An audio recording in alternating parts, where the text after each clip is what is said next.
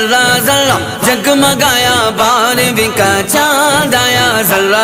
عن ابی ہریرہ رضی اللہ عنہ قال قال رسول اللہ صلی اللہ علیہ وسلم اذا مات الانسان انقطع عمله الا من ثلاث صدقة جاریة او علم ينتفع به او ولد صالح يدعو له۔ روایت ہے حضرت ابو ہریرہ سے، وہ فرماتے ہیں کہ نبی کریم صلی اللہ علیہ وسلم نے ارشاد فرمایا کہ جب انسان مر جاتا ہے تو اس کے عملات بند ہو جاتے ہیں، لیکن تین چیزیں اس کے عملات کو جاری رکھتی ہیں۔ نمبر 1 صدقہ جاریہ، ایسا صدقہ جو مردے کی نیکیوں کے لیے کی جائے، جیسے مسجد کی تعمیر کرانا یا خیرات کی تقسیم کرنا۔ نمبر 2 علم، جس سے دوسروں کو فائدہ پہنچتا ہو، جیسے کوئی علمی کتاب یا تعلیمی ادارے کا قائم کرنا۔ نمبر 3 ولد صالح، جو دعائیں کرتا ہے۔ جب کوئی انسان نیک اولاد پیدا کرتا ہے جو اس کے لیے دعائیں کرتا ہو تو اس کی دعاؤں کا اثر بھی